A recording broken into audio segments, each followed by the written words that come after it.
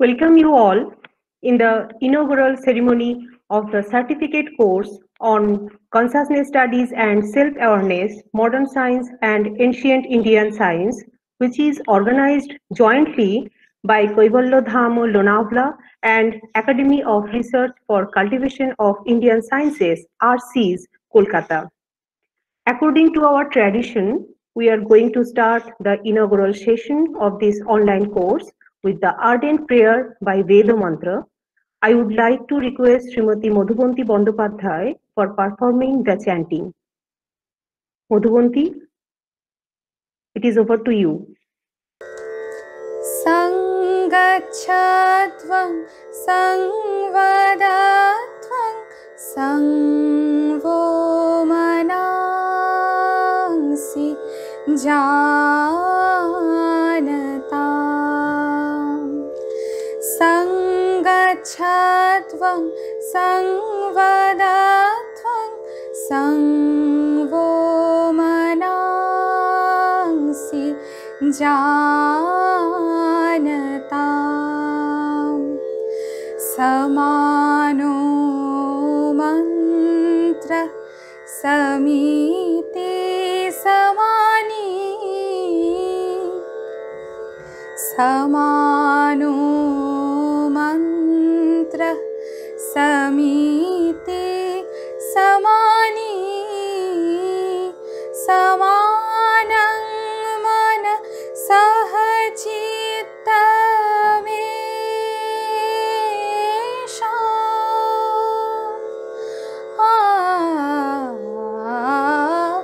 sangachadvam sangvadatvam sangvomanansi janatam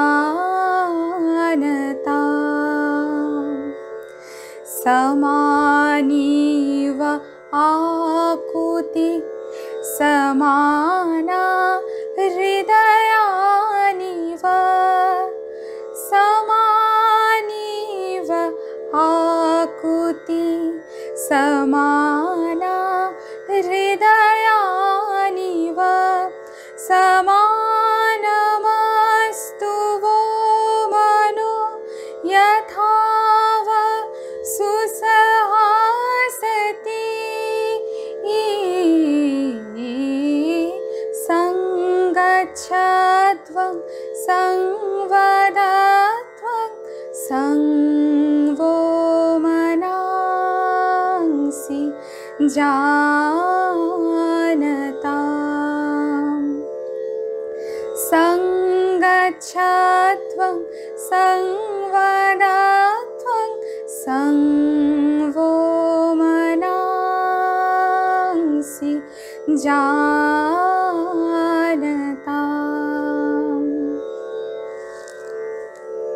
Salute to Srimati Madhubanti Bandopadhyay. Once Kaviguru Rabindranath Tagore said to Romarola, I'm sorry for the disturbance. Okay. Once Kaviguru Rabindranath Tagore said to Romarola, if you want to know India, read Vivekananda. And today is the 158th birth anniversary of that great icon, Swami Vivekananda, the great modern exponent of Vedantic and yogic thoughts, as well as the pioneer in representing the Indian culture, religious and spiritual thoughts, and the ultimate truth reflected in Indian philosophy in front of the whole world. Hence, today is an auspicious day not only for India or Indian people, but for the whole mankind also. In Swamiji's words, each soul is potentially divine.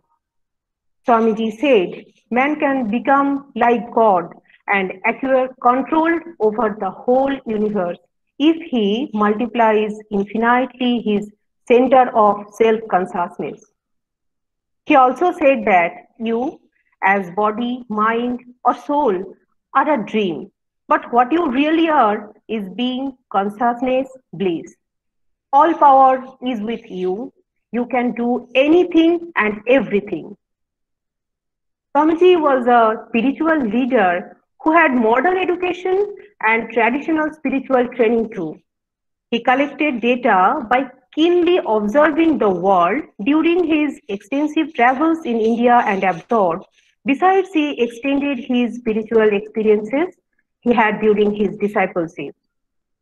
His teachings, designed to develop a national consciousness based on spirituality, resonated with the poor and the rich, the learned and the ignorant, and the high and the low.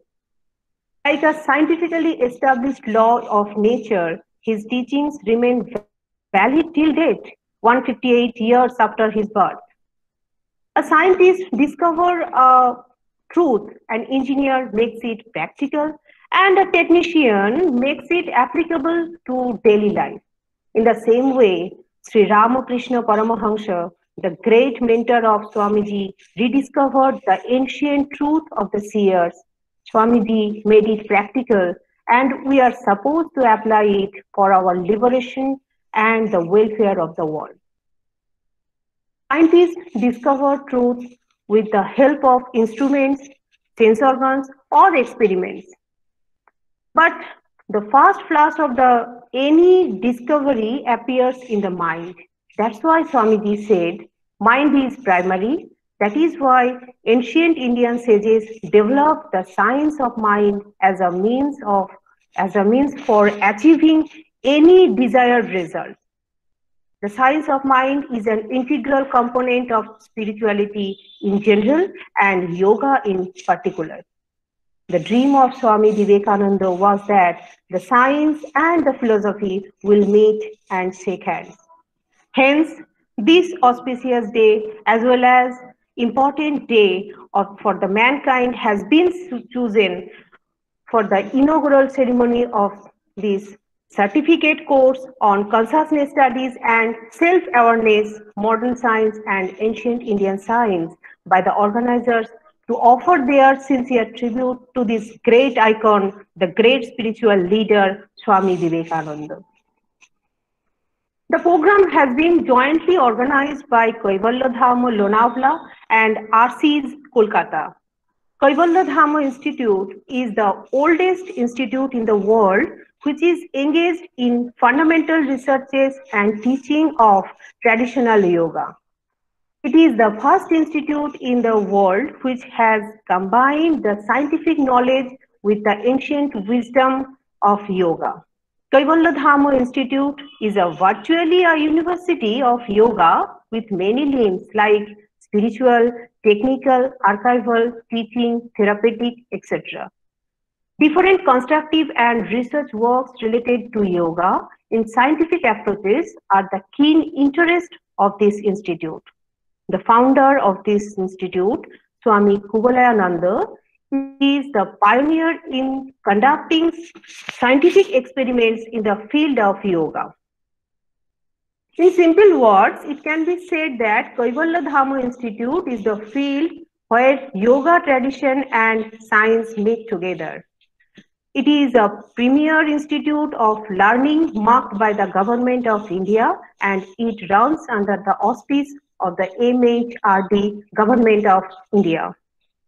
On the other hand, Academy of Research for Cultivation of Indian Sciences, RCs, is a vibrant knowledge platform dedicated to intensive research on Indian sciences.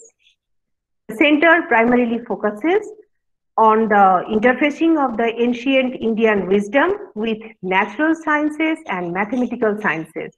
The center will also play a pivotal role in translation and communication of scientific literature, which are found in Sanskrit texts and manuscripts, and the scientific works in the Indian vernaculars will be translated in English for wider outreach.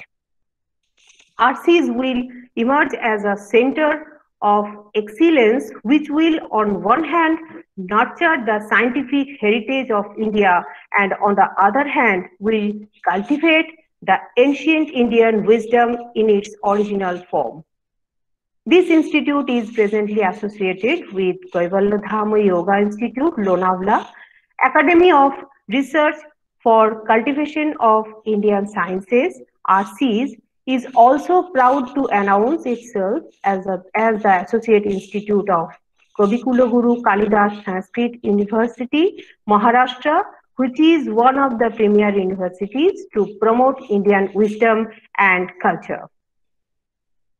Now we will go through the concept of this certificate course. The science of consciousness has been intriguing the scientists, rationalists, philosophers, psychologists, mystics, healers, and spiritualists since long. The natural sciences have developed several theories to elucidate consciousness.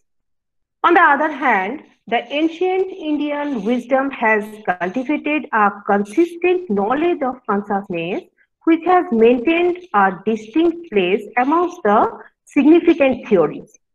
The perfect blend of modern scientific knowledge and insightful projection of the ancient Indian wisdom has made contribution to the growth of this science.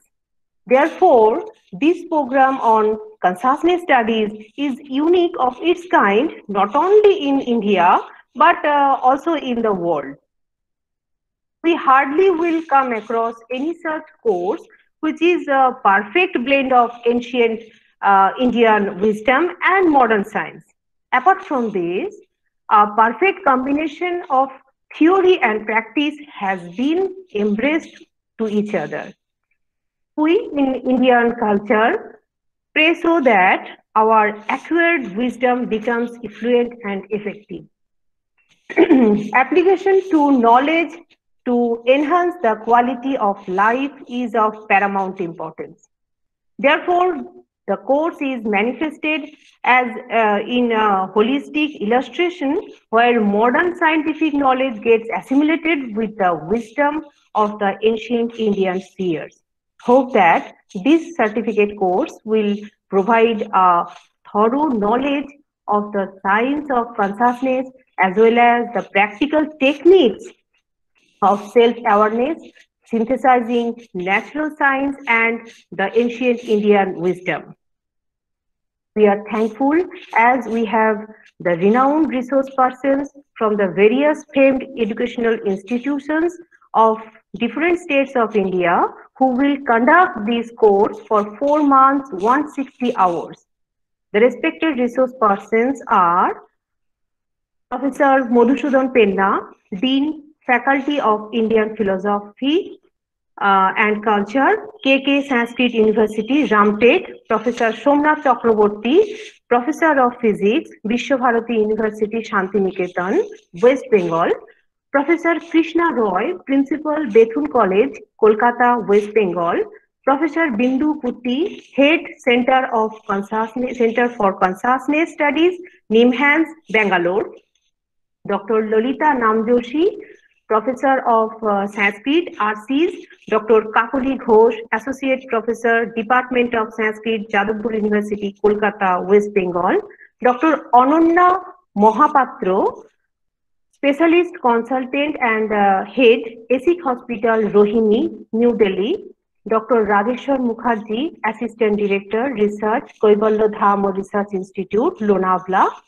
Dr. Prasida Menon, Research Officer, Scientific Research Department, Kaivalya Dham Research Institute, Dr. V.V. Binay, Assistant Professor, National Institute of Advanced Studies, Indian Institute of Science Campus, Bangalore, Dr. Kaveri Jadhav, Assistant Professor, CASS, Pune University, Dr. Bandita Satapathy, Research Officer, Kaivalya Dham Research Institute, Lonavala, Dr. Dipusri Mondol, Assistant Professor, Department of Sanskrit, Tribeni Devi Bhalotia College, West Bengal, Sindhu Tiwari, Meditation Teacher, Kaivalya Dham Research Institute, Lonavala, and Dr. Rituparna Ghosh, Postdoctoral Research Fellow, Kaivalya Dham Research Institute, Lonavala. We will send this list of faculty members later, and the participants may download it. Hope This course will enlighten us in true sense. After a brief discussion regarding this course, I would like to introduce the distinguished resource persons who will enlighten us in this platform today. It gives me immense pleasure to get this golden opportunity to introduce such personalities in this program.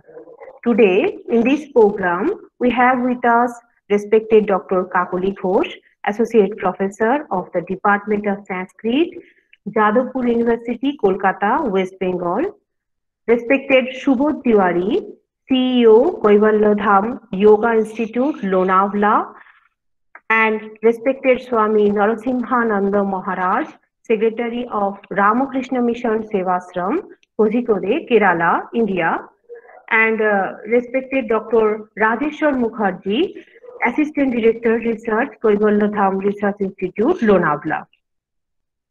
On behalf of the organizers, I extend my heartiest thanks to all the resource dignitaries for their gracious presence in this online program. Welcome you all, and I convey my pranam to you all. Now, first of all, let me introduce Dr. Kakuli Ghosh. Dr. Ghosh has been teaching in the Department of Sanskrit, Jadavpur University, Kolkata for last 12 years. She did her PhD in the areas of Sanskrit Buddhist narrative studies, narrative literature, and Dr. Ghosh is an accomplished scholar who has been teaching several subjects like the Vedas, Indian philosophy, Sanskrit grammar, Sanskrit literature, Indian paleography, research methodology, Vedanta philosophy, etc. Many students are working at present under her supervision for the PhD degree, and happy to state that 8 of them have already been awarded the degree also. She visits many universities, different universities like the University of Calcutta, Rabindra Bharati University, etc., to deliver lectures in different workshops, seminars, and conferences. She has been actively collaborating with several research activities of Kaivalya Dham or Lonavala. She has published more than 20 research articles in renowned journals. Recently, she has introduced Vedanta as a special paper in MA Sanskrit of Jadavpur University, and she is mainly engaged in teaching Vedanta in the Department of Sanskrit, Jadavpur University. Apart from these, she is the author of 2 research-oriented books. These are The Quintessence of Yoga and The Reflection of Yoga in the Principal Upanishads. Volume 1 of this book has been published, and we are eagerly waiting for next volumes. On behalf of the organizers, I would like to welcome you, madam, and congratulate and pay the sincere thanks to you, madam. Now you are requested to enlighten us by the welcome address. Madam, now it is over to you. Namaskar. Om Sahana Bhavatu Sahanau Bhunaktu Sahaviryam Karavavahai Tejasvinavadhitamastu Ma Vidvishavahai. Om Shanti Shanti Shanti. Om Apyayantu mamangani Vakpranashchakshrushrotramatho Balamindriyani cha sarvani Sarvang Brahma Upanishadang Mahang Brahma Nirakuryam Mama Brahma Nirakarod Anirakaranamastu Anirakaranam mestu Tadatmani nirate Ya Upanishatsu dharmaste mai santu te mai santu. Om Shanti Shanti शान्तिः। Sarvang Brahma Upanishadam. Everything is that Brahman of the Upanishads. Mahang Brahma Nirakuryam. May I never deny the Brahman. Ma Brahma Nirakarod. Nor may the Brahman deny me. Anirakaranam astu anirakaranam mestu. Let there be no spurning, let there be no rejection of the Brahman by me. Tadatmani nirate ya upanishatsu dharmas te mai santu te mai santu. May all the virtues that are revealed in the Upanishads reside in me, delighting in the Atman. May they repose in me. This is and this should be the inherent prayer of every human being. We all, even unknowingly, always are starving for something bigger and higher. Bhumaiva sukham, nalpe sukham asti. Biggest is the bliss. There is no happiness in a little. And what is that biggest one? Upanishad has named that biggest one as Brahman, Atman, Akshara or Purusha. And how is that Brahman? That is the truth, the wisdom and the infinite. Satyam, Jnanam, Anantam. And this has been accepted as the supreme reality, which is subtler than the subtlest and therefore beyond our reach, and also greater than the greatest, higher than the highest, the absolute. What is the sign of existence of that Brahman? Bodha or awareness. Every living being of the universe, of course, can observe a certain form of self-awareness, but that is mostly a pre-primary level towards the final stage of self-awareness. The Buddhist philosophy has introduced the term bodhi to indicate that ultimate awareness, and it has also used a certain term, alaya vijnana, to define the self. A few other Indian scriptures have introduced the term Chaitanya to denote the absolute awareness. And absolute self-awareness means the attainment of the Brahman, not merely becoming conscious or aware about the Supreme, but becoming the supreme reality. It is the essence of the Upanishadic concept of consciousness. The basic principle of consciousness is the inherent thought of the Indian heritage. That very principle has been reflected not only in the texts of Indian philosophy or the so-called scriptures, but also in the classical ornate poetries and in the texts of Indian medical sciences. Swami Vivekananda heralded the scientific paradigm of the ancient Indian wisdom, which considers consciousness to be the absolute form of reality. The projections of this enlightened seer are being vindicated with the developments of modern science. Material scientists are drawn irresistibly towards the ocean of ancient Indian wisdom, having received the inspiration from the words and ideas of Swami Vivekananda. Today, science of consciousness is an established branch of knowledge which is constantly being enriched and upgraded by the profundity of the Indian wisdom. Insights from Indian scriptures are welcomed now in every sphere of intellectual pursuit, and we are happy to envisage such a course on consciousness studies which is unique of its kind. In this backdrop, I invoke the divine spirit of Swami Vivekananda and extend my heartiest welcome to all the speakers of the truth. At the outset, I would like to extend my heartiest welcome to Sri Subodh Tiwari ji, the CEO of Kaivalya Dhama, who has taken significant measure to launch this course.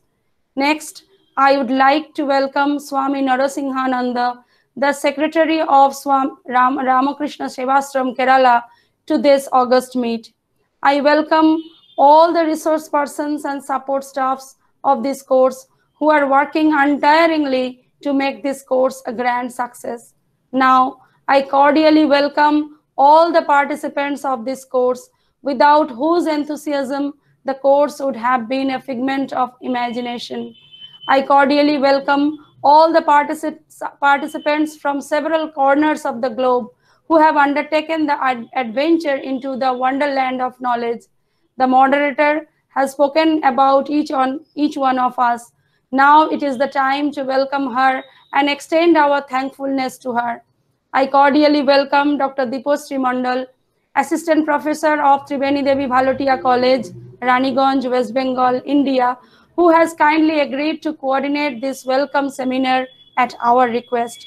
Finally, I pronounce the words of welcome from the core of my heart to all the people of earth who have extended their best wishes to us and have resolved to undertake this journey with us in future.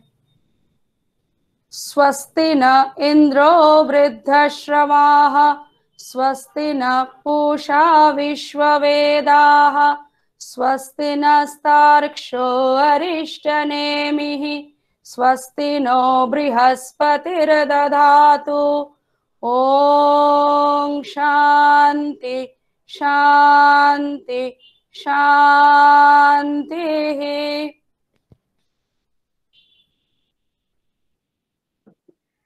Thank you very much, madam, for your warm speech. And we are very happy to have you as a resource person of this course. Thank you again. Now let me introduce Sri Subodh Tiwari.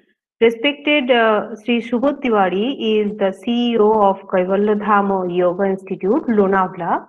Sri Subodh Tiwari was born in the yogic atmosphere at Kaivalya Dham, Lonavala. At his young age, he received spiritual initiations from Swami Digambarji, the director and spiritual head of Kaivalya Dham Yoga Institute, and he started yoga practice under the guidance of his father, Sri O.P. Tiwari.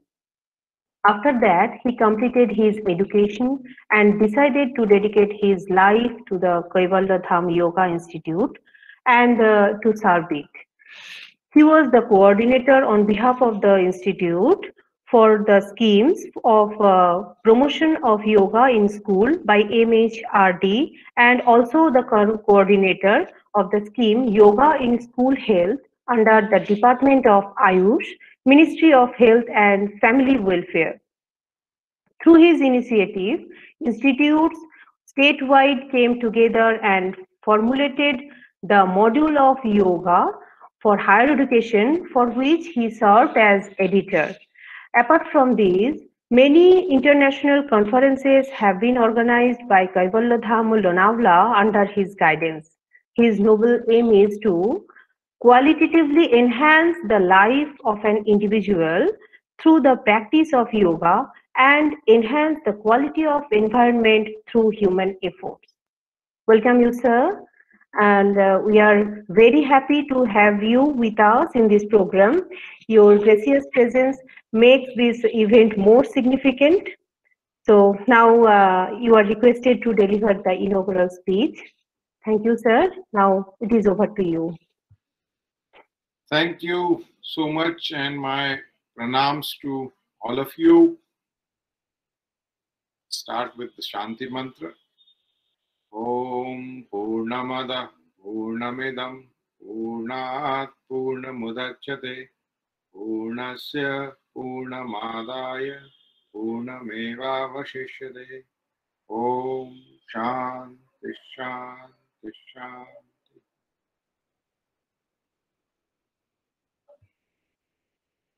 My pranams to all the yoga sadhaks, the team of RSIS, Swami Narasimhananda, who's here with us.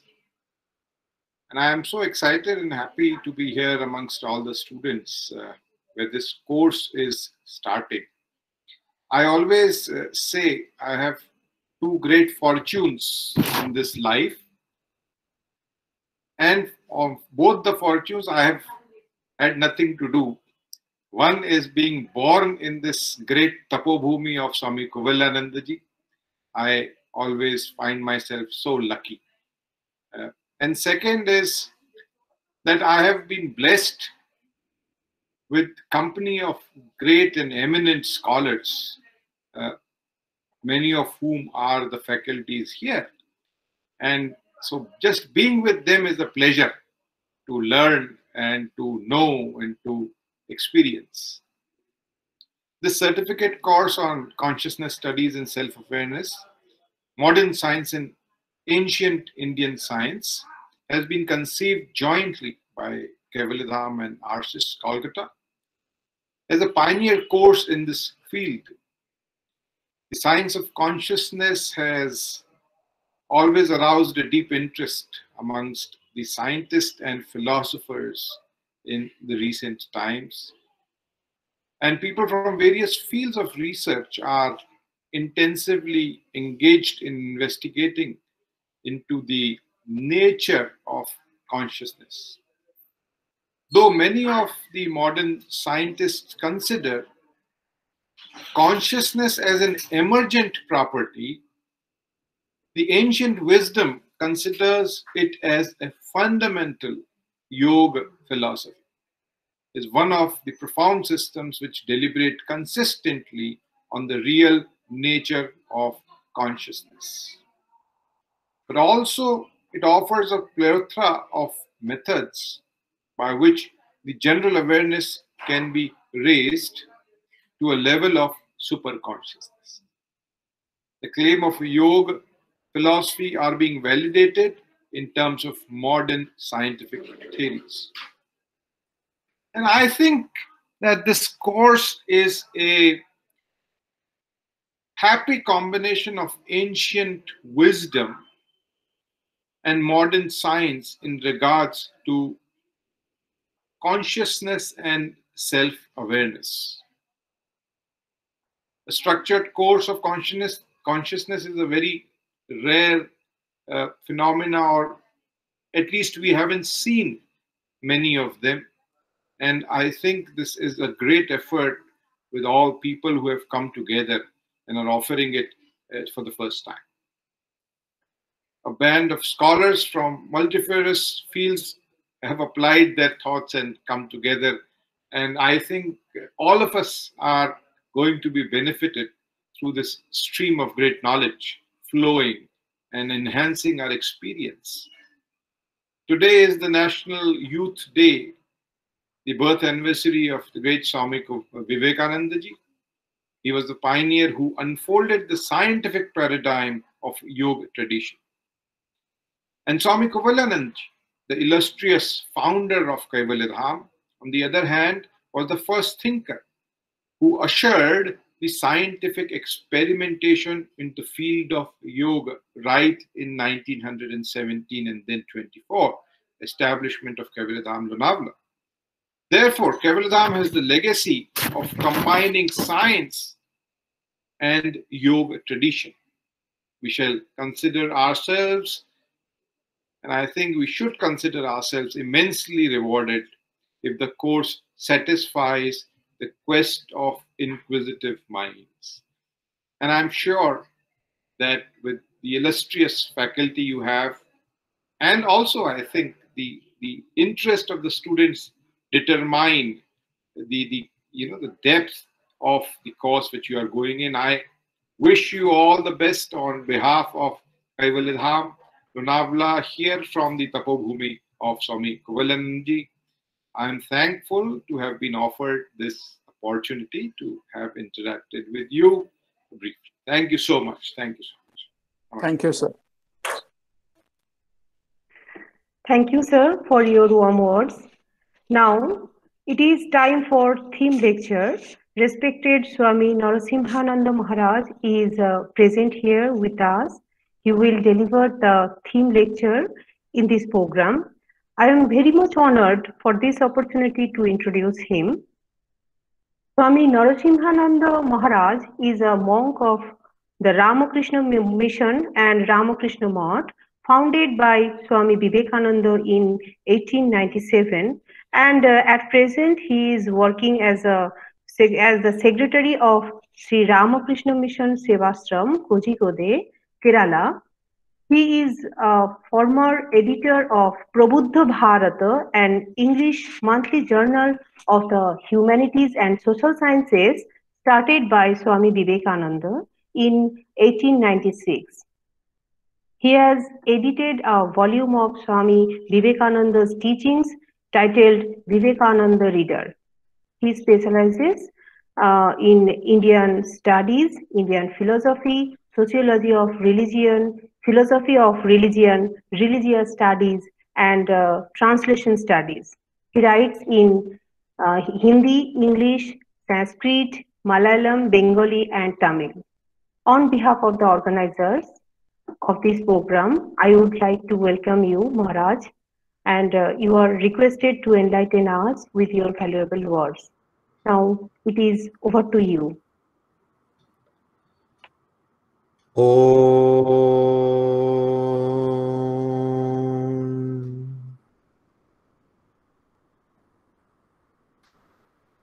My namaskars to all of you, to the Kaivalya Dham team and the RSIS team, and to all of you who have organized this event and who have organized the course on consciousness. I would be speaking on consciousness in the light of Swami Vivekananda. Today, as you have been informed, as you all know, is the birth date of Swami Vivekananda. In 1863, on January 12th, he was born as Narendranath Datta in Kolkata, in a neighborhood called Simla. And his birthday is celebrated as the National Youth Day across the country, India. Swami Vivekananda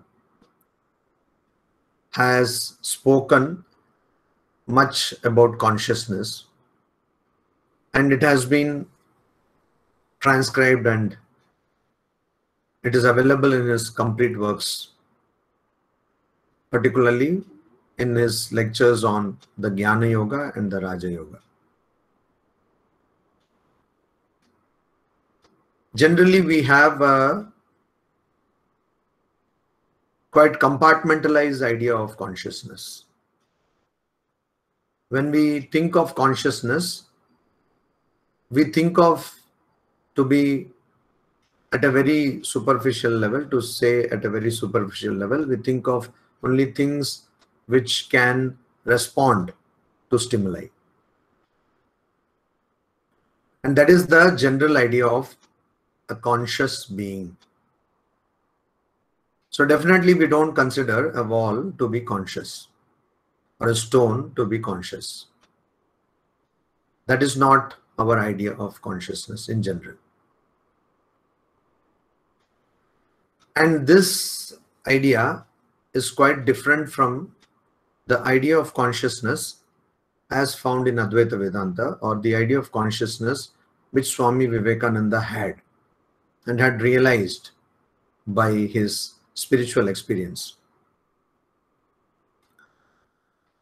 For Swami Vivekananda, everything was conscious. A stone, a wall, anything that moves, that does not move, anything that can be seen, that cannot be seen, everything was conscious. How is that even possible? So, according to Advaita Vedanta and according to Swami Vivekananda also, consciousness is the denominator of everything that we see and that we don't see. Consciousness is the underlying factor. So why do we not see consciousness in a wall? Because we have not gone to that level of consciousness. We have not yet developed our mechanism, this psychosomatic mechanism, to perceive that level of consciousness. One interesting thing which we always need to remember, to be aware of, and it's quite interesting, that's why we need to be aware of, and also which is so close to us that we constantly forget about that, is that we are flitting or shifting between three planes of consciousness. Theoretically, all of us know this: the waking state, the dream state, and the deep sleep state.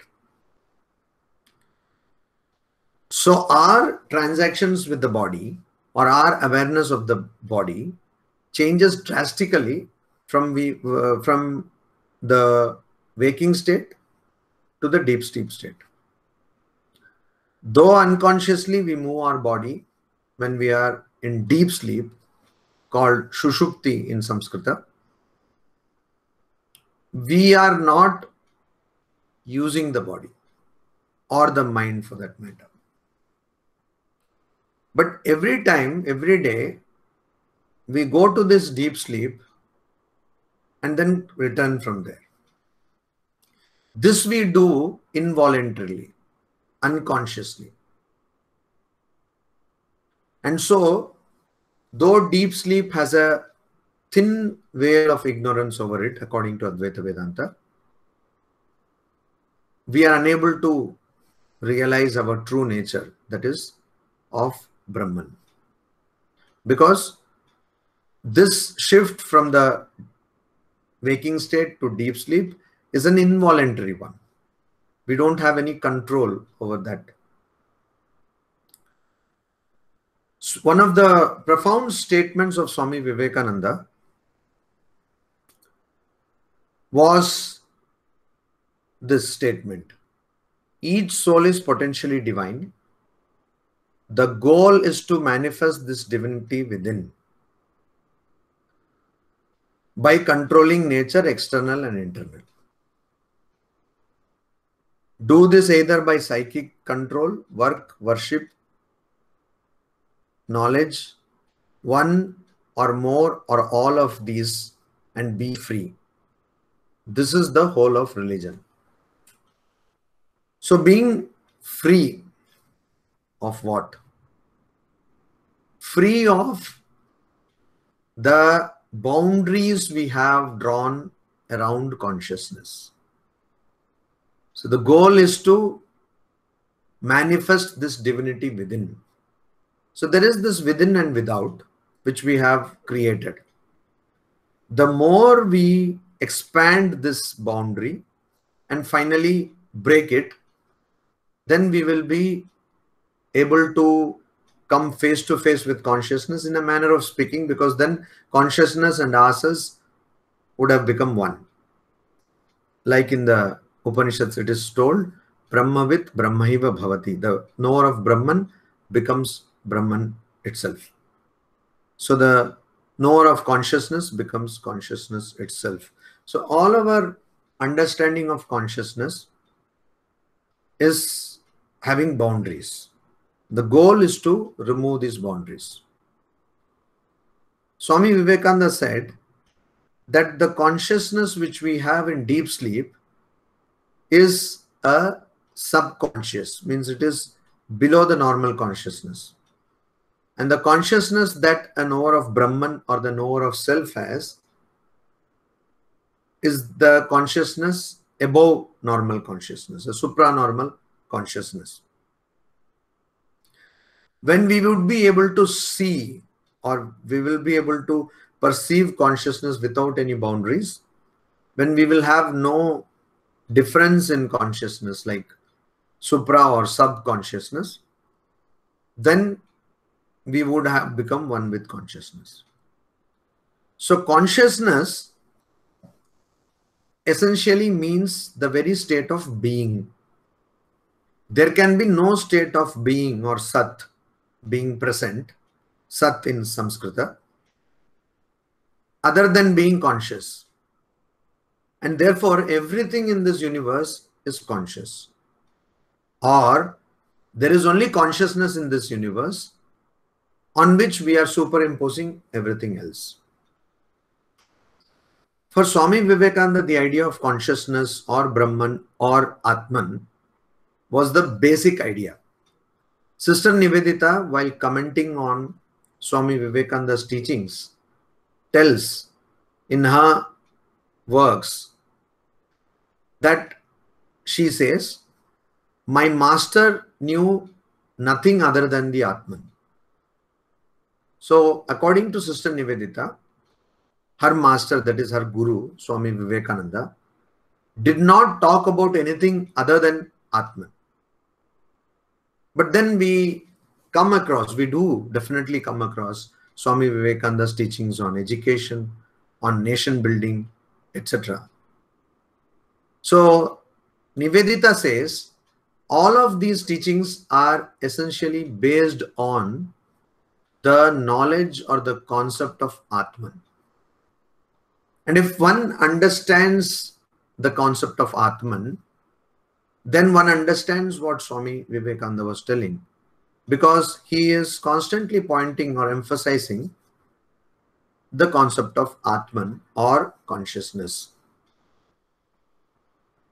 Prajnanam Brahma, says the Upanishads. So consciousness is Brahman. Now consciousness as understood without any boundaries. Consciousness which does not have a supra or a sub level. Consciousness as understood to be all pervading.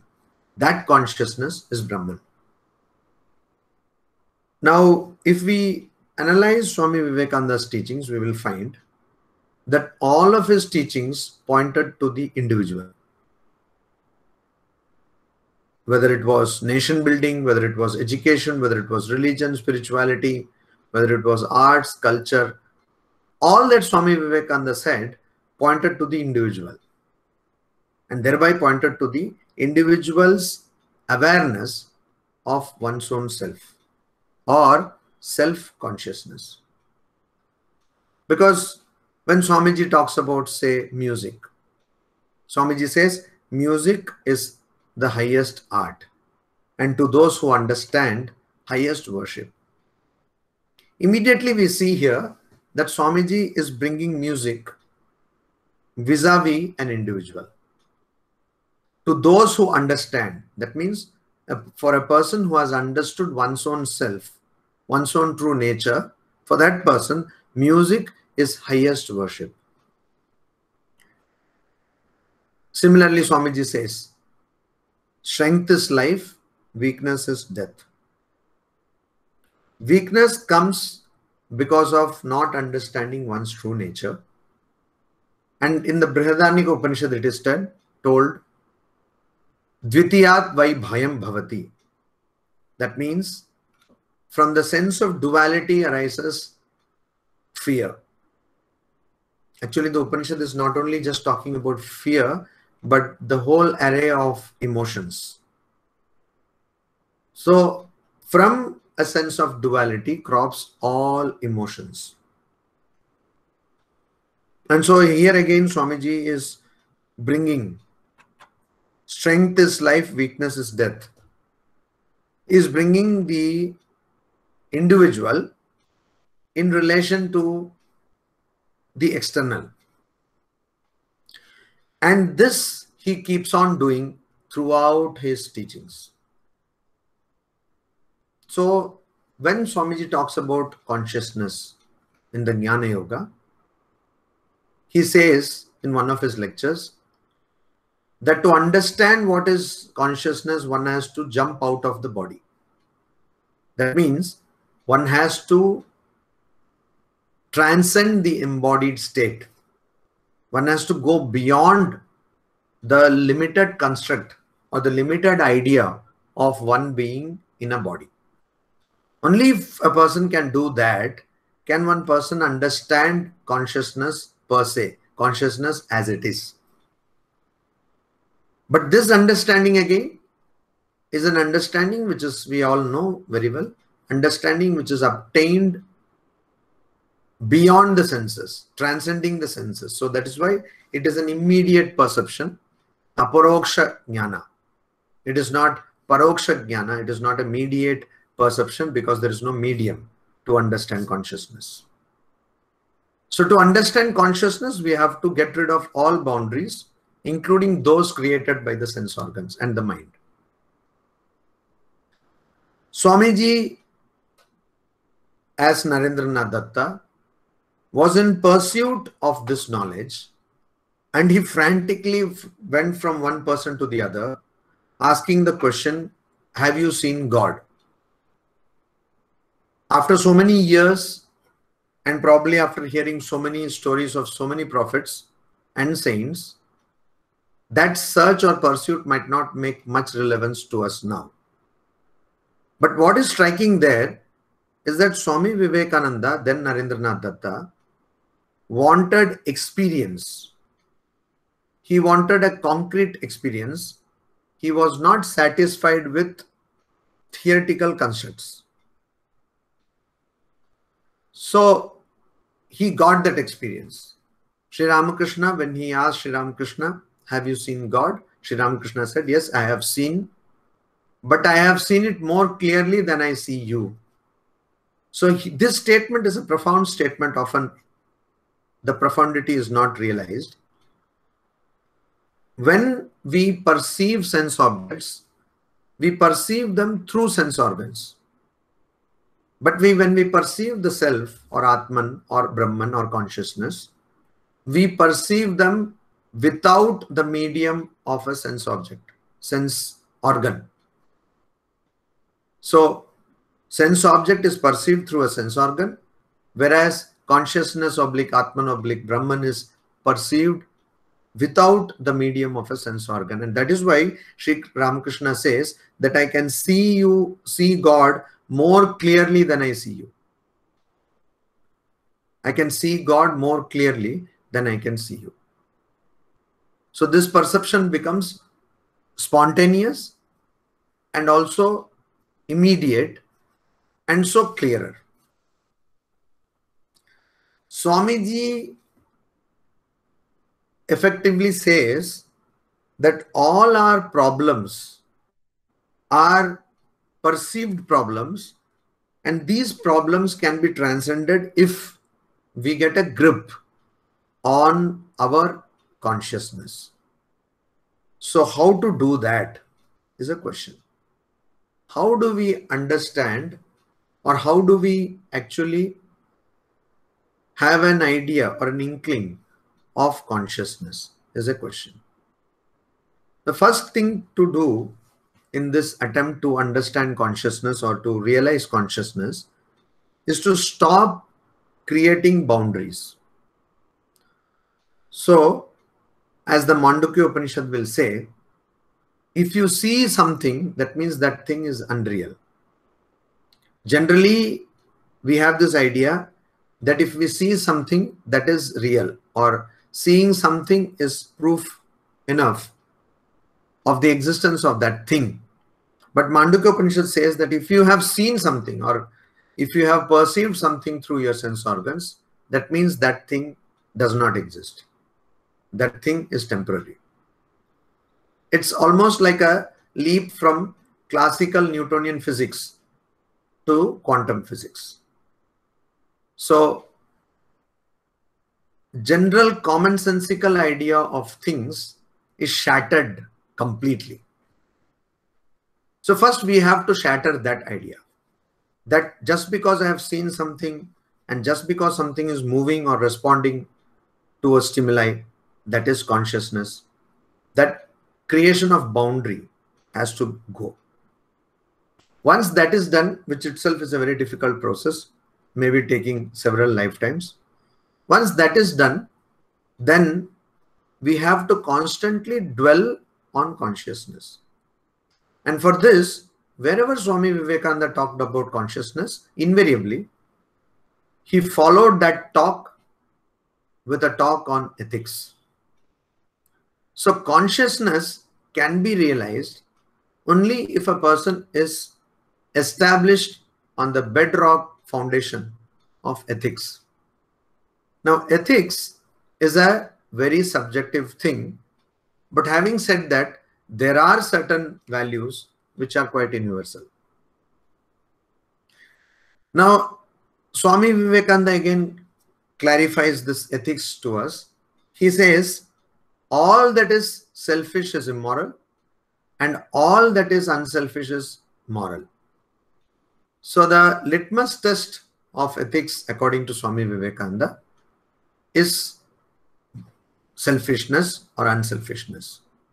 So according to Swami Vivekananda, if something is unselfish, then it is ethical.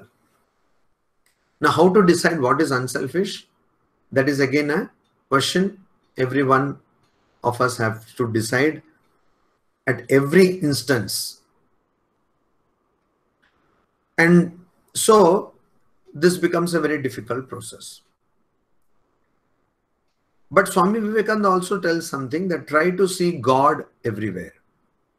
How to do that? There are moments, Adi Shankaracharya in his Laghu Vakya Vritti, a text which is meant to determine the meaning of a Mahavakya, in that text he talks about a method.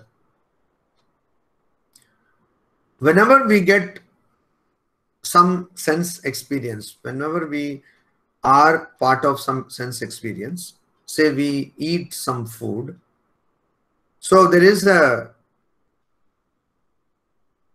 need or a desire to get some food, say ice cream, and there is this instant when you actually get this food. So for a split second, there is a lot of joy. So that second has to be witnessed. And that second, which is called Sandikshana, has to be witnessed. And gradually we have to try to increase the length of that period. How do we do that? Usually when we get some joy or when there is great misery, this kind of a stillness of mind occurs. And at that period, the joy or bliss which is there within us naturally, it gets a space to come out.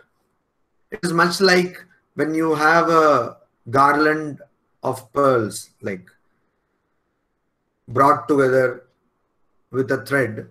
So whenever there is a gap between two pearls, you can see the thread. So when there is gap between two thoughts, we can see the bliss, or we can experience the bliss which is natural to us.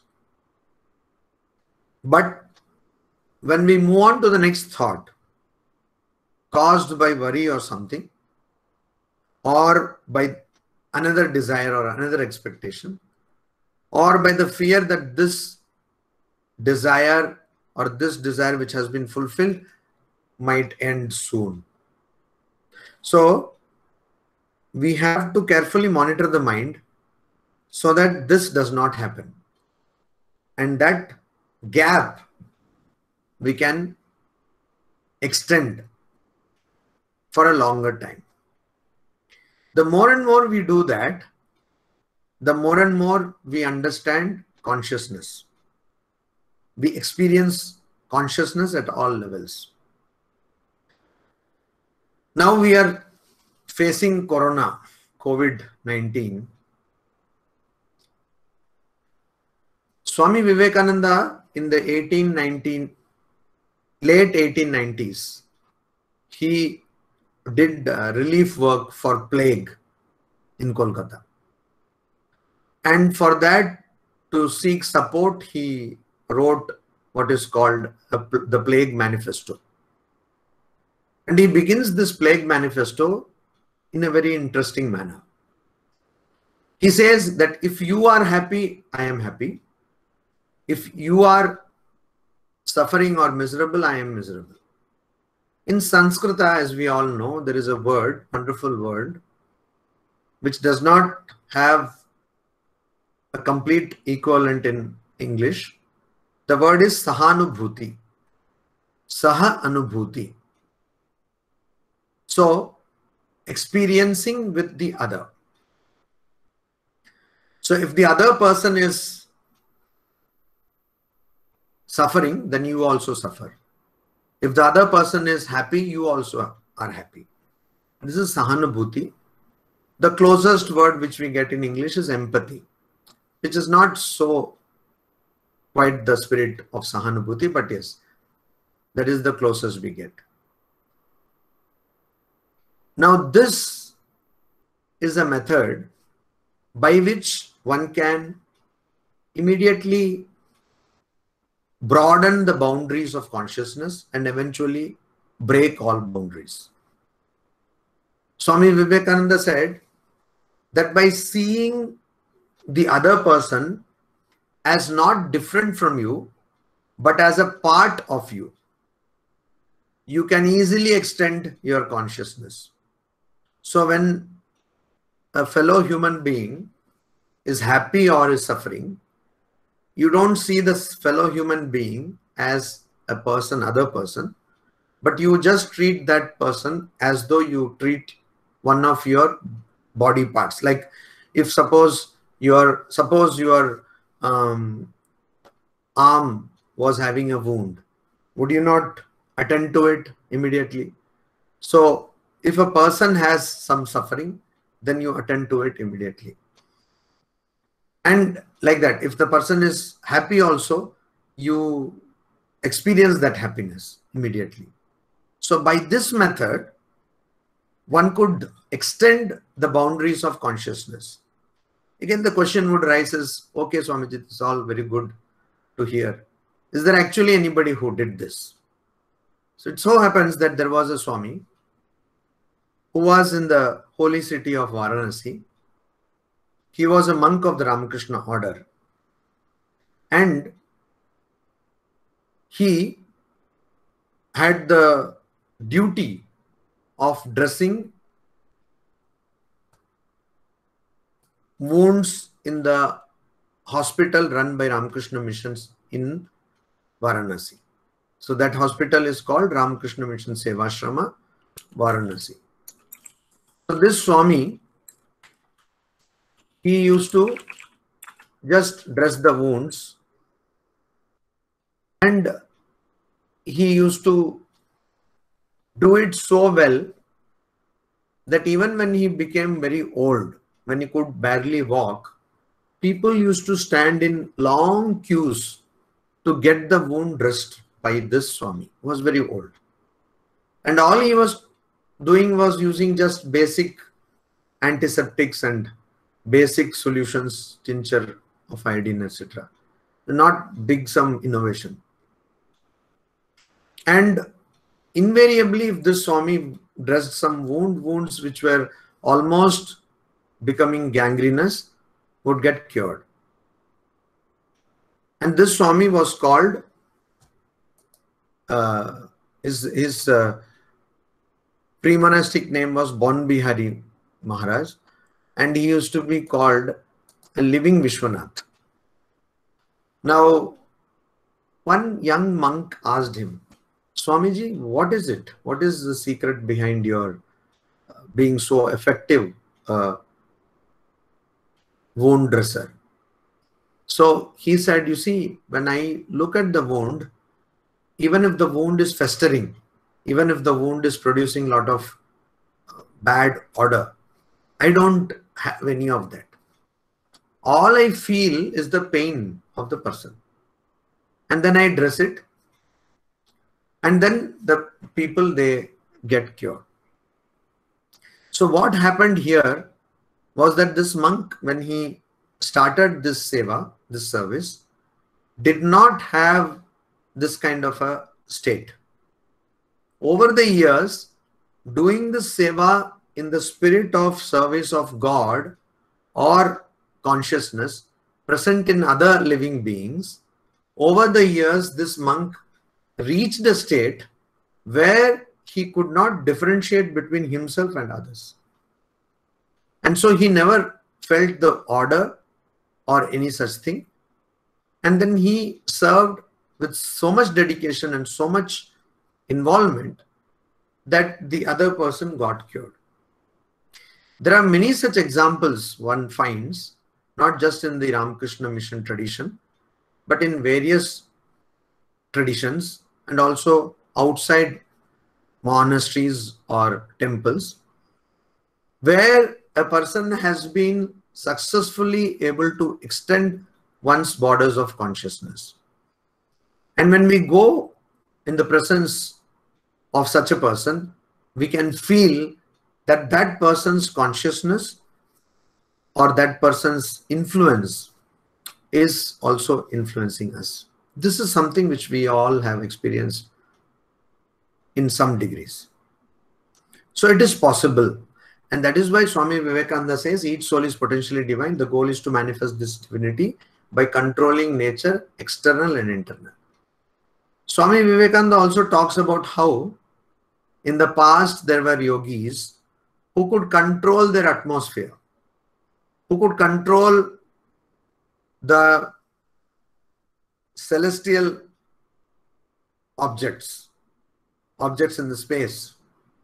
So it is possible to control our surroundings. It is possible to control ourselves. But for that, we have to go to a plane which is transcending the plane of our body, our mind, our prana, our sense organs. Once we do that, automatically we get in a position where we will be able to control. But as I told you, Swami Vivekananda makes it a point every time to emphasize that ethics is the bedrock of such attainment. Means unless one is established in ethics, it is not possible. I have also seen an example of this from a person belonging to a profession which is very unlikely to be called spiritual or religious. Swami Vivekananda says that if you practice brahmacharya for 12 years, then there is a nerve called your Medha Nadi. It wakens up. I have seen a person who said that that had happened with him. Now, because I am not in a position to understand whether it actually happened, I don't know. But this is what that person told. The person I am referring to is a very popular person, no more in this world. His name is N.A. Palkiwala. He was a great lawyer of the constitutional law and also of Income Tax Act, income tax law. And every year after the budget, union budget was presented, he used to go around giving speeches which were famous as the budget speeches, which attracted huge crowds. Like 100,000 people used to go and attend his lectures on the budget, which is a very dry subject actually. So in one such lecture,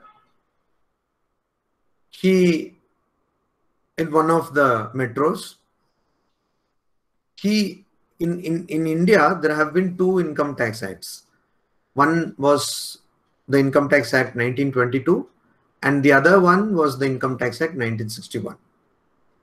I'm talking about Palkiwala's budget speech of 1993. At that time, he was pretty old. And he started telling about the budget of that year. He took a section of the Income Tax Act and said that this was originally section so-and-so of 1922 Act. Then it was amended in 1923 like this. This person kept on rattling all the amendments till 1993. And he went on like that over and over for all the sections practically. And 15-20 minutes down his speech, he has this smile.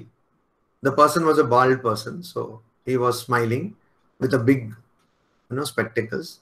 And he's saying, you might be wondering, how an old person like this can do this without any note. He did not have any note. And of course, those days people did not use PowerPoint. So he did not have any of those things. And he was just going on and on. Then he said, I have read Swami Vivekananda completely. And Swami Vivekananda says that if you follow Brahmacharya for 12 years, then your Medha Nadi it opens, and my Medha Nadi has opened. He was not by the way, he was not a monk. He was a householder. He had a son. He was married. So I was in the audience, and this led to me thinking that our ideas of Brahmacharya themselves have to be questioned. What is Brahmacharya? Sri Ramakrishna gives this answer. Brahmacharya is having alignment in your thought, word, and action.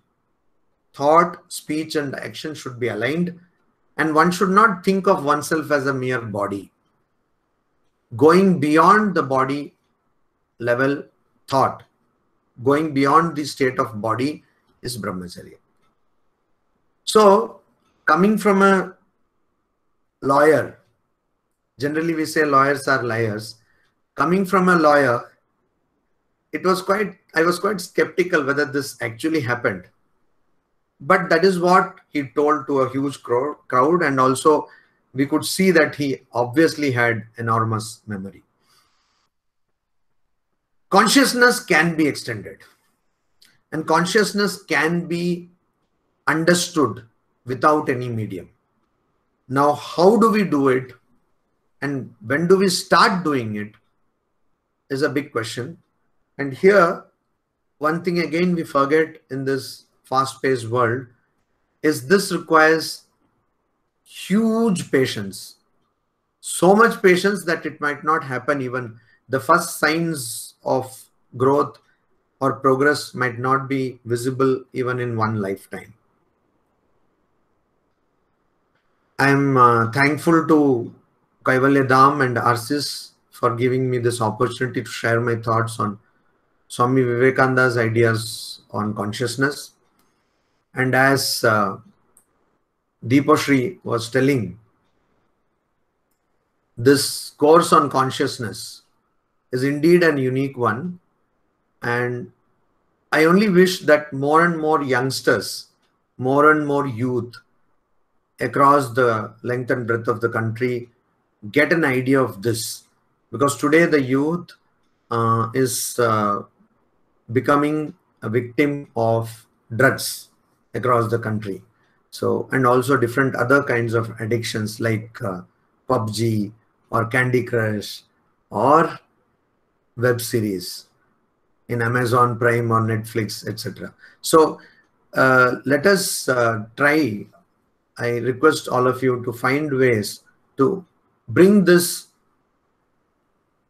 consciousness, bring this idea of consciousness and different ways to awaken this potential consciousness to the youth, so that I end with a incident which happened in the life of Sri Ramakrishna. And there was this great dramatist who is called by many as the father of Indian theatre, Girish Chandra Ghosh. And he was such a big intellect that he simultaneously used to dictate 7 scripts to 7 different people, 7 different scripts to 7 different people simultaneously.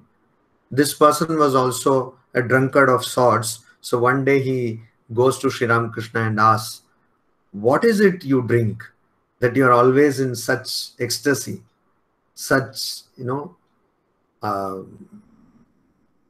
what is it called? Nesha. You have this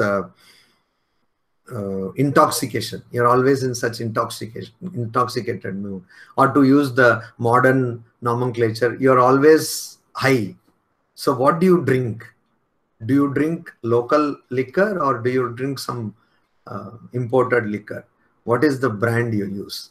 So Sri Ramakrishna said that it is not liquor I drink, but I drink the name of Kali. So there are ways of awakening consciousness, and that really intoxicates one. And so these ways of consciousness awakening should be brought to more and more youth. That is my prayer to all of you. Thank you. Thank you very much, Maharaj, for such insightful deliberation. And we got really motivated by your interpretations on Swamiji's thought. I think all of us have been enriched by the valuable speech, and thank you once again. Now, we would like to introduce our respected participants of this course on consciousness studies and self-awareness, modern science and ancient Indian science. There are 35 participants from India and abroad who have showed their keen interest to join this online course, and we cordially welcome them. Hope some of them are present here in this inaugural ceremony. And we are going to introduce the participants briefly by only by their name and where they came from, with their co-participants and the audience, though we will be known to each other in the upcoming classes, and already our classes have been started. Anyway, the respected participants of this course are Ranjan V. Gaur from New Delhi, India, Shraddha Pai, Pune, India, Victoria from France, Vinay H.A. from Bengaluru, India, Claire Huang from Taiwan, Uma Sadashiv Palkar from Mumbai, India, Swati Mandalekar from Germany, Michelle Matthew from USA, Shi Jingpei from Beijing, China, Vatsala Sukla from Dubai, Jagdish Patil from Maharashtra, India, Ama Ramona Loisheke from Vienna, Austria, Dhanush Benugopal Reddy from Bengaluru, India, Ruzandra Bartoi from Romania, Kaushalya Gidwani from Mumbai, India, Zhu Yang from Beijing, China, Nadimpalli Ravi Shankar Verma from Andhra Pradesh, India, Barbara Sala from Hungary, Aniel Ramanarayan from Netherlands, Raghavan Deshikamani from Mumbai, India, Jayanthi Raghavan from Navi Mumbai, India, Lin Wangling from Taiwan, Muhammad Raziuddin from Hyderabad, India, Suma Burma from Kerala, India, Srinath Dashari from Hyderabad, India, Francis Cunningham from England, Sunil Kumar Sharma from Rishikesh, India, Debobroto Hota from Odisha, India, Pablo Gomez Obregon from Mexico City, America, Grasset from Austria, Sucheta Kadethankar from Pune, India, Dr. Shija Oke from Kerala, India, Satinder Kaur from India, Jyotirmoy Kalita, Guwahati, India, and Srikant Sunil Kukade from Nashik, India. Thank you all for joining this online course, and we will try our level best to fulfill your expectations related to this course. Hope all of you will enjoy this course and will attain the proper knowledge as well as a new approach regarding consciousness studies and self-awareness in the light of modern science and ancient Indian science. Now, we are at the end of today's ceremony. So it is the time to convey the vote of thanks. So first of all, on behalf of the organizers, I would like to thank from the core of my heart to respected Dr. Kakuli Ghosh, Sri Subodh Tiwari, and Swami Narasimhananda Maharaj, the eminent speakers of this inaugural session, for their wonderful and vivid deliberation. I would like to pay my sincere thanks to the faculty members of this course. On behalf of the organizers, I also like to thank to all the participants, as they are the important part of this course.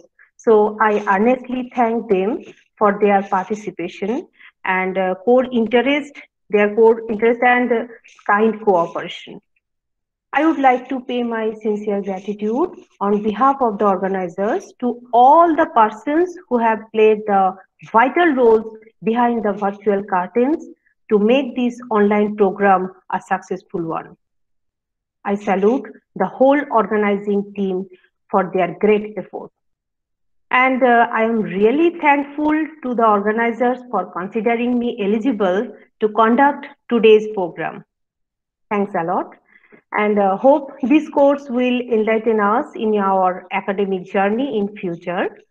And last but not least, I pay my cordial thanks to Srimati Madhubanti Bandopadhyay for her musical contribution. If I fail to convey my thanks to anyone, please pardon me. Again, I extend my heartiest thanks to you all. At the end of this program, I just want to remember Swamiji's words in Bengali that আমি বারবার বলিয়াছি কোনো ঘরে যদি বহু শতাব্দীর অন্ধকার থাকে এবং যদি আমরা সেই ঘরে গিয়া ক্রমাগত চিৎকার করিতে থাকি উফ কি অন্ধকার কি অন্ধকার তবে কি অন্ধকার দূর হইবে আলোক লইয়া আইসো অন্ধকার চিরকালের জন্য চলিয়া যাইবে I have said again and again that if a room is filled with the deep darkness and entering into the room, if we continuously say, oh, how deep the darkness is, how deep the darkness is, then will the darkness be disappeared? Bring the light, the darkness will disappear forever. Hence, we think this certificate course will bring the light of knowledge to remove the darkness of ignorance from our mind. Now, we will end this ceremony with the national song, Bande Mataram. Thank you all, and stay safe and always be happy. Now, I request to Srimati Madhubanti Bandopadhyay to close this session with her melodious voice. Madhubanti, are you there? Am I audible? Okay, yes, you are very much audible. So it is over to you, Madhubanti. Okay. Am I apologize for the technical fault in the first song? Vande Mataram, Vande Mataram, Sujalam, Sufalam, Malayata Shitalam, Shasya Shyamalam, Mataram, Vande Mataram, Shubha Jyotna Pulakitayamini, Kulla Kusumita Lumadala Shobhini, Suhasini Sumadhura Bhashini, Sukhadam Varadam Mataram, Vande Mataram, Vande Mataram, Vande Mataram.